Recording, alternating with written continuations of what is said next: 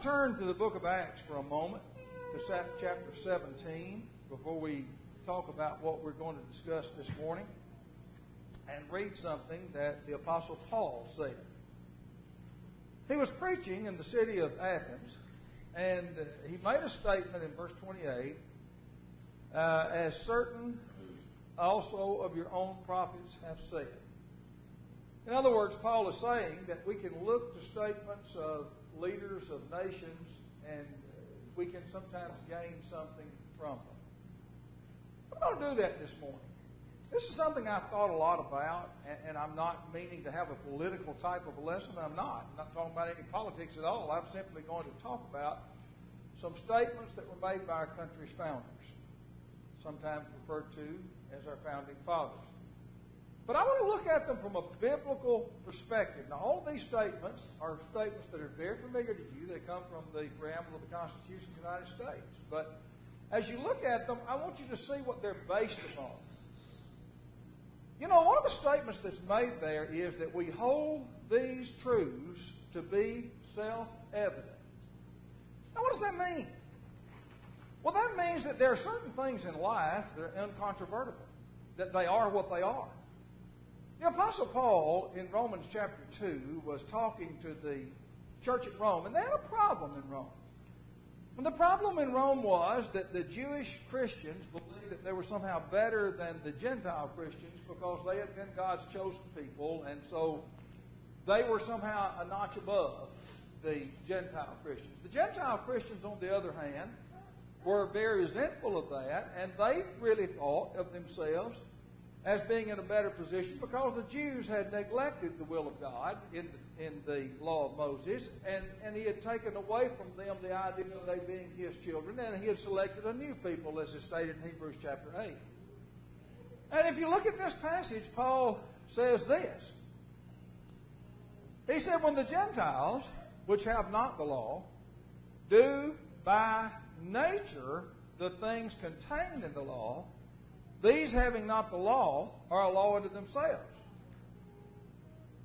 Well, now let's go back a little bit first. I started reading a wrong place. Verse 13.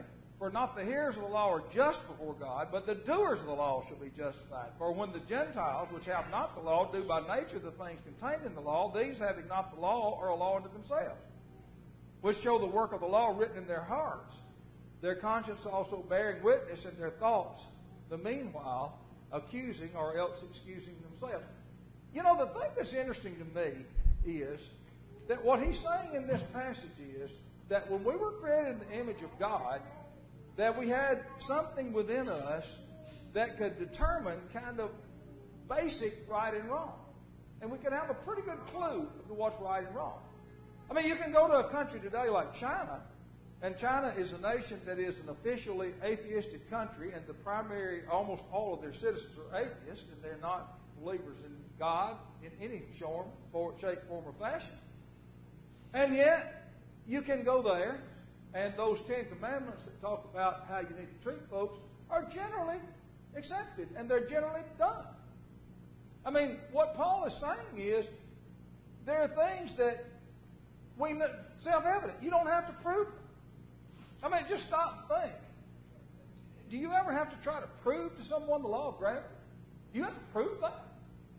I mean, everybody knows that to be true, so that you don't have to prove it. It seems to me that when we look at the passage twice in the book of Psalms, once in chapter 14, where it says, the fool has said in his heart there is no God, it would almost seem to me that it would be a self-evident proof if we look round about us at all the things that exist, that something is responsible for them, especially when you consider the intricate design of them, that something is there. I think there's some things that are just self-evident, that we don't even have to prove them.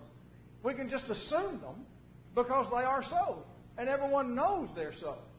And that's what Paul is talking about when he's talking to the Jews. And he's saying, you know, some of these Gentiles, they were obeying the things that God had commanded of you, even though they didn't have the blessing of that law being given to them. And so he's trying to tell them that neither of you have a corner on the market of anything that's great. The Jews had rejected God's people. the Gentiles had not been God's people, but what's important is doing God's will. And that's what he's getting at, and something that we need to learn. But just the thought, we hold these truths to be self-evident, is something that Paul testifies to in Romans chapter 2, when he says that there are certain things that everyone knows is right, everyone knows is wrong, and you don't really have to teach those to folks. Secondly, we have a statement that's made in our Constitution that says all men are created equal. Now you stop and you think about that. You say, well, everybody knows that to be true. You do realize that in the United States, in the days of slavery, that many state constitutions did not acknowledge that black folks were in fact people. They were thought of in some cases as being not human beings at all, and in some cases kind of a certain portion of them was in fact human.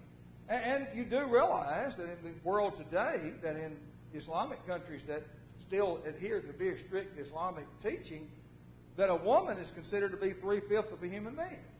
So you understand that. So not everybody knows that all men are created equal. Not everybody understands that. And yet, if you go back and you wonder what is that based upon, it would be on this passage, among others, the 139th Psalm, where David said, I will praise thee, for I am fearfully and wonderfully made. Marvelous are thy works, and that my soul knoweth right well. My substance was not hid from thee when I was made in secret and curiously wrought in the lowest parts of the earth. Now he's talking about conception. And what he's saying is that every person comes from the same source. I mean, if you go back and you think, well, certain races of people are better than other races of people, just remember this, that you're going to hit 2 points, that there's going to be a converging point. One is going to go back to the days of Noah and his sons, and you're going to have a converging point so that everybody came from Noah, period. And if you go back beyond that and you go back to Adam, you're going to have another converging point. So in everybody's life, every person living on the face of the earth and every person who's ever lived upon the face of the earth, they have 2 common ancestors for sure. One being Adam and one being Noah.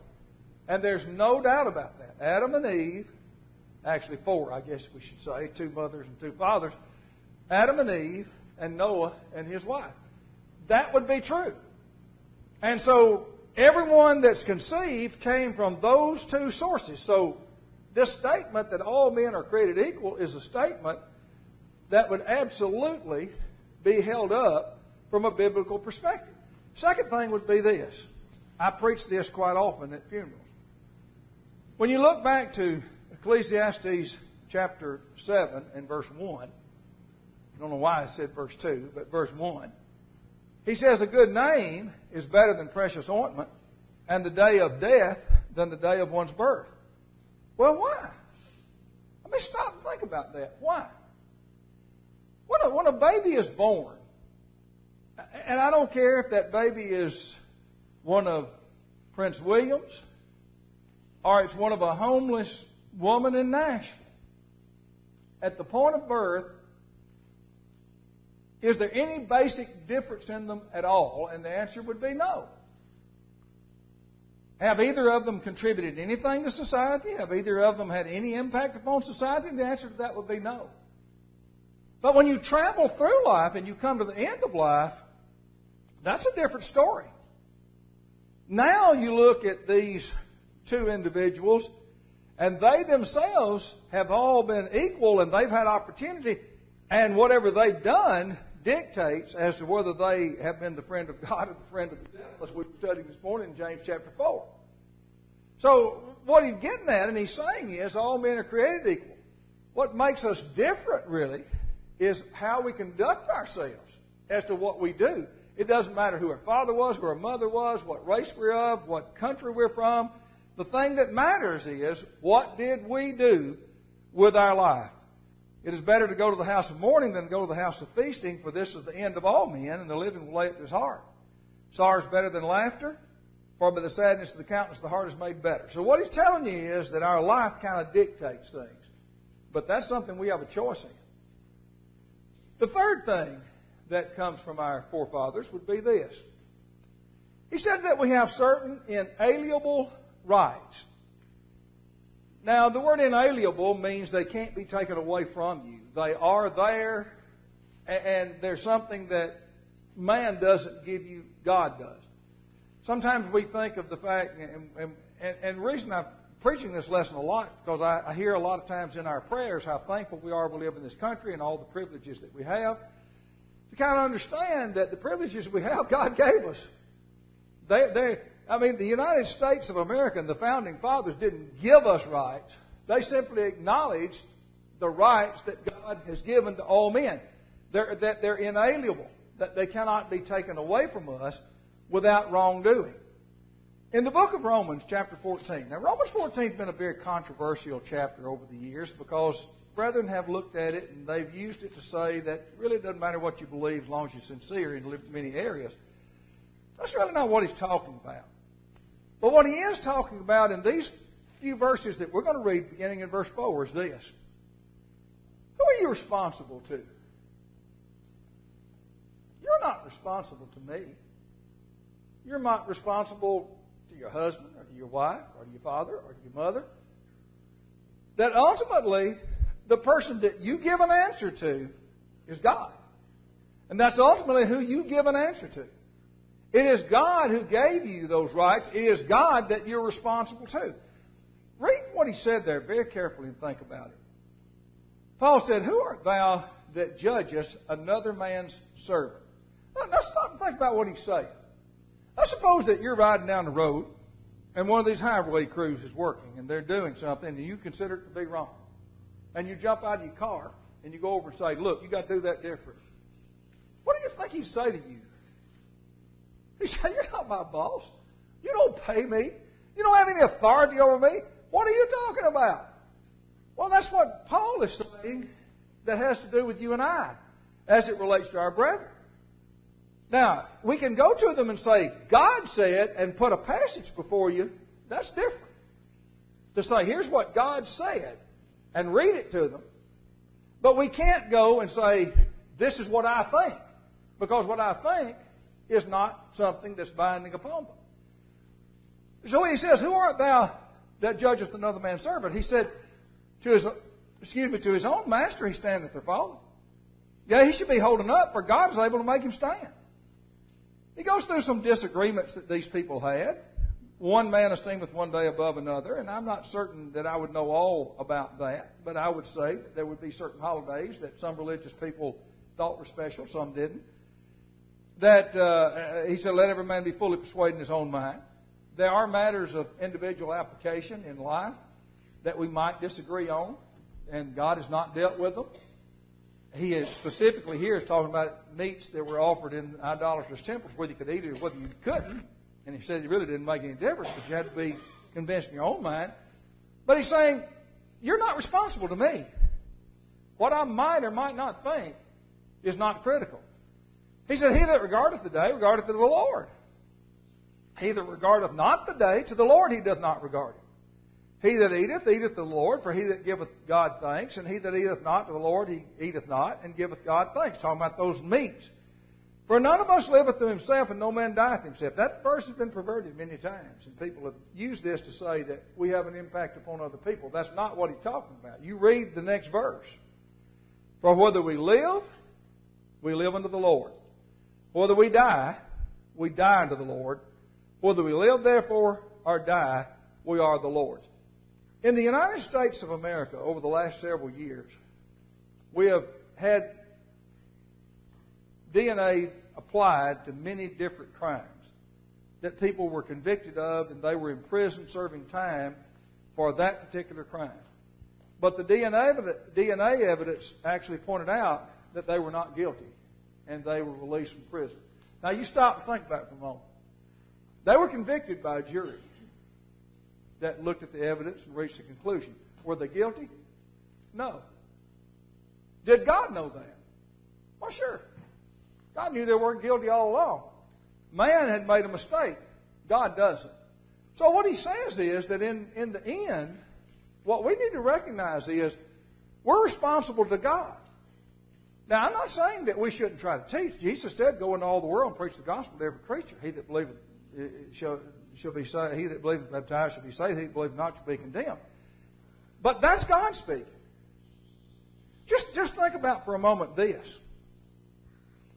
If you're arrested, and in our society and in our place in the world, if you were arrested, it would usually be done by a deputy sheriff. He'd usually come to your house and he'll have a warrant that's been signed by a judge, and he'll take you into custody and carry you down to the jail. Now, are you mad at the deputy sheriff? I mean, I don't know how much they make, but not near as much as that judge did. But do they really have any control over that? Do they really have anything to do with it? He's coming and serving you papers that say, hey, this is what's so. Not what I believe. This is what I have gotten instructions to do. We need to realize that this passage is not saying don't teach anybody. But this passage is saying the one that everyone is answerable to eventually is God, period. And so when I go to someone and they say, well, I don't care what you believe, I'm not going to be baptized. That's not really the issue, what I might or might not believe. What is true is what did God say? And that's what's true. So our forefathers understood that really governments don't dictate actions. They can't tell us what's morally right and morally wrong. God does. And that's the one that we listen to. Use an example. We live in the United States of America. Abortion is legal in our country, so is same-sex marriage. Do you believe it? Well, I don't believe either one's acceptable. Our government says it is, but I don't believe it. I believe that God is the one that actually controls those things. Now, does man often make decisions that conflict with God's will? Sure. But that doesn't change the fact, as this passage says, inalienable rights. What God has said is true, whether man believes it or whether man does not. And there are three things that are actually mentioned as inalienable rights. The first, of course, is life. We've studied this many times, and every time we study it, I tried this morning to kind of go back and review again, see if I could find a different passage that was better, but I can't. Because it is a passage that says something that is very, very clear about life and the respect that we must have for human life.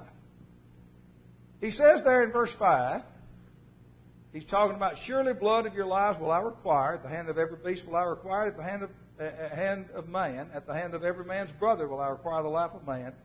Whoso sheddeth man's blood, by man shall his blood be shed. And he gives a reason for that, to tell you why we respect human life. For in the image of God made he man. Let me tell you something that's interesting.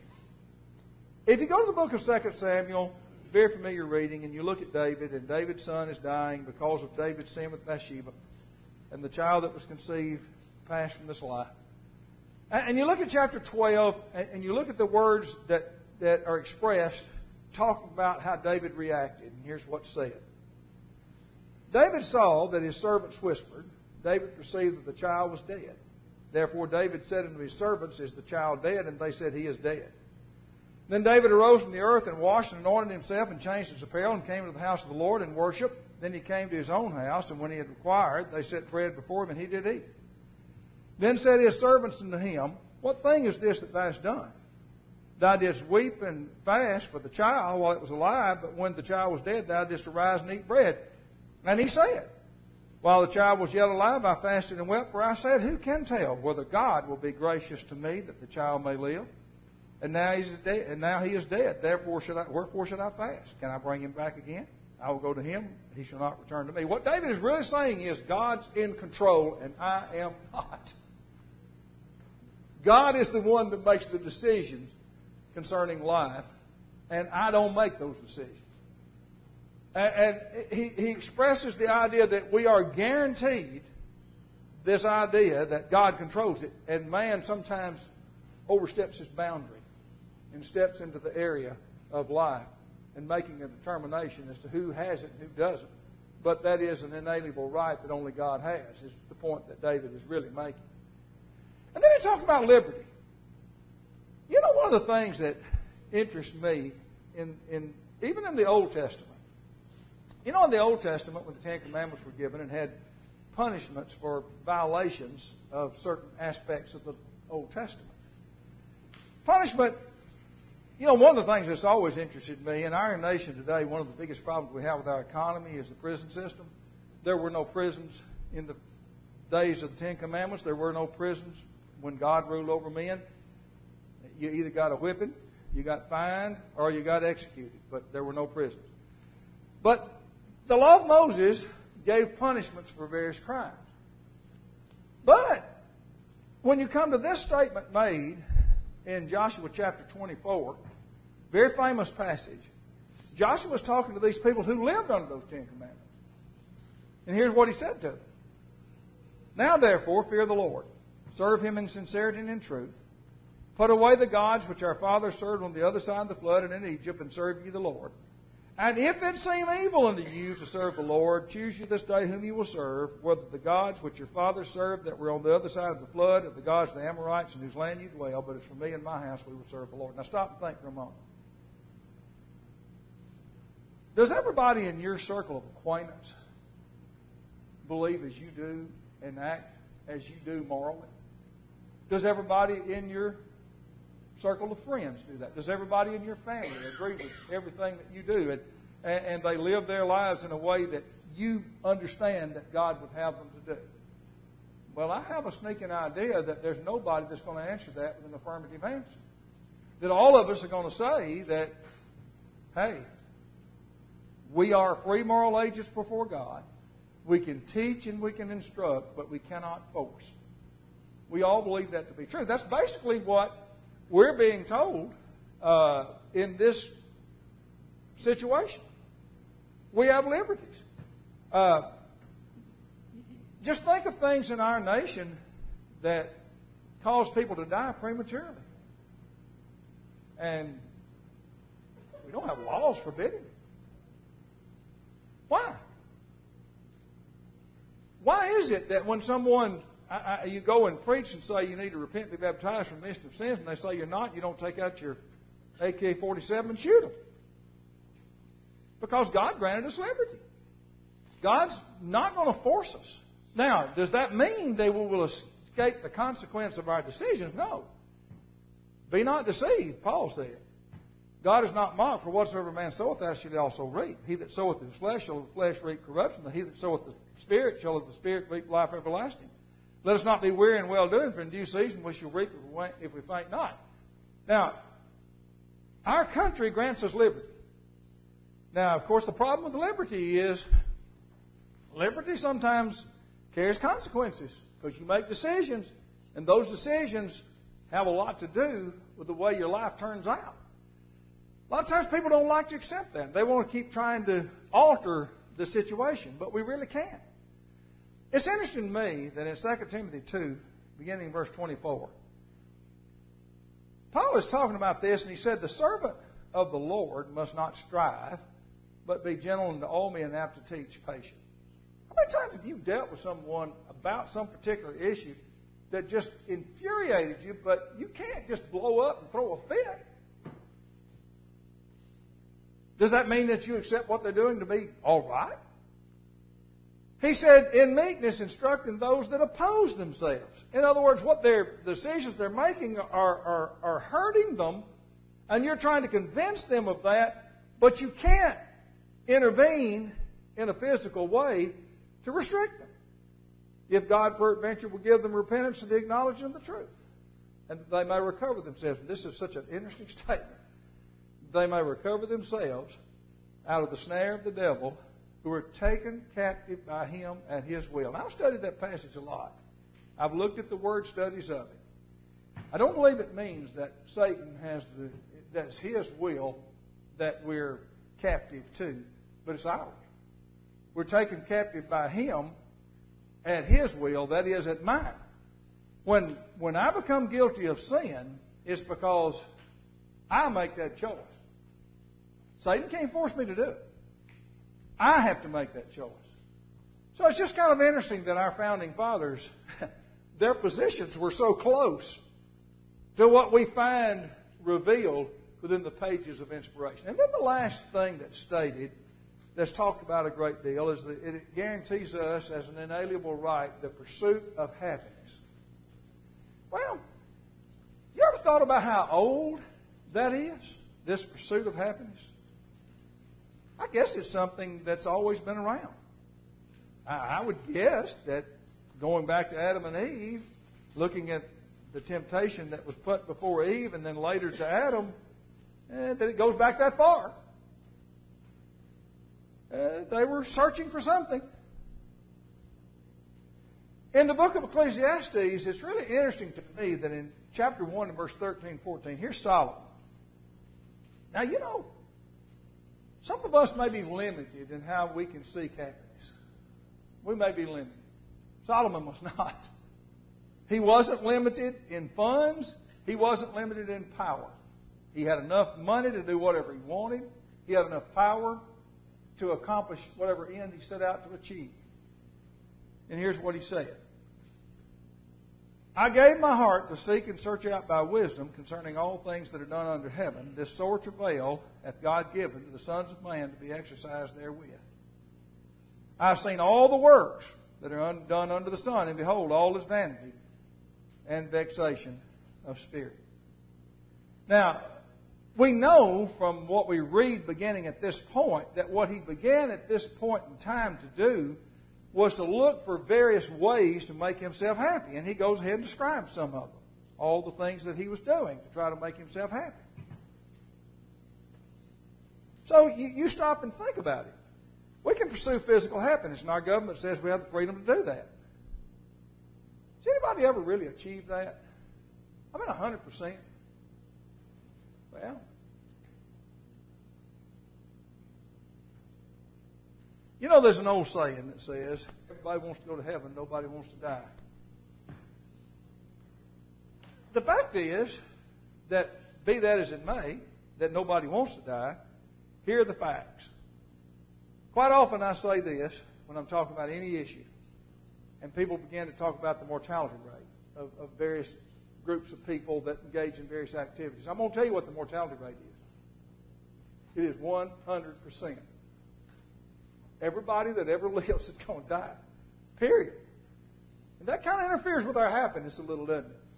From a material standpoint. That's why Jesus would say, don't lay up treasures on earth where moth and rust doth corrupt and thieves break through and steal. They're not permanent.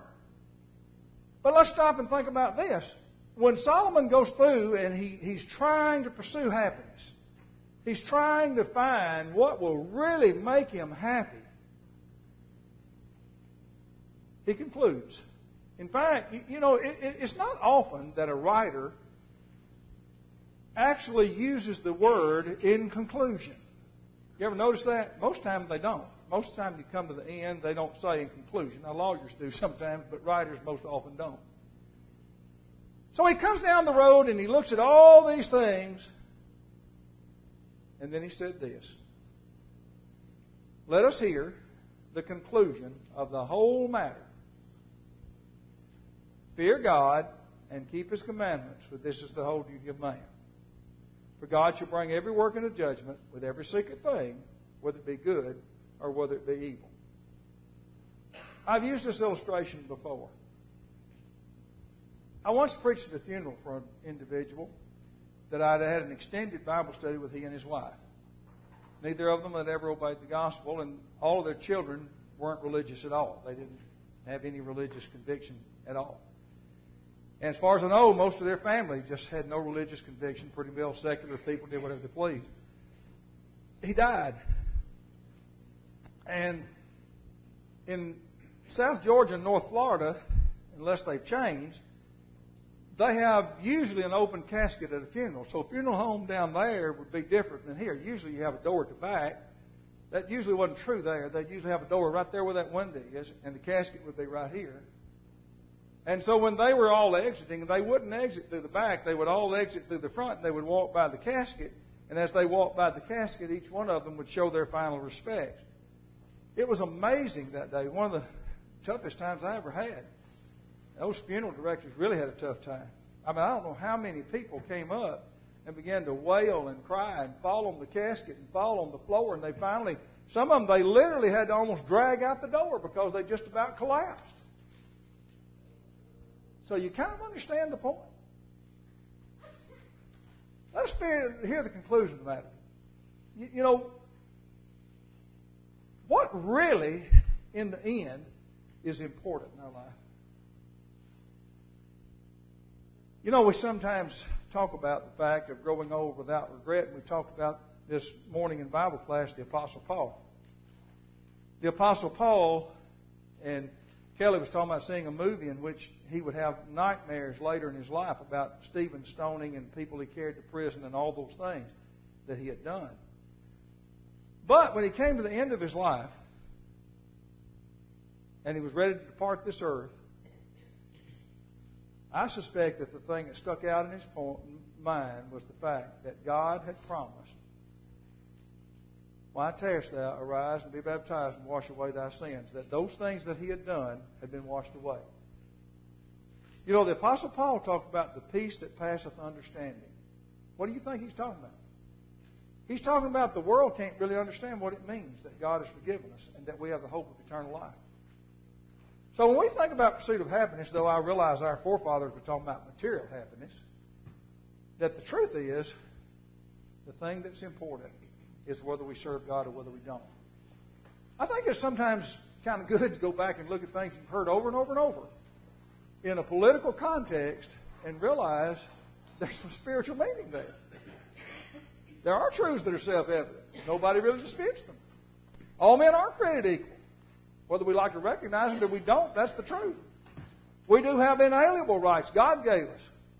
Those are life, liberty, and pursuit of happiness. Those we have. God says life is something that I gave you. The Lord giveth, the Lord taketh away. Liberty, something I gave you. You make a choice. You decide. You don't have to serve me. You don't want to. You can stand in judgment and give an answer for that, but you don't have to in this life. And the pursuit of happiness. You have that choice. You have that decision. So it's interesting to look back. You often think of that as the Constitution of the United States, but those things have such an application in the spiritual world as well. We're going to sing a song of encouragement. We've preached the first principle lesson. If you need to respond to it, we encourage you to do so. Let's together we stand as we sing.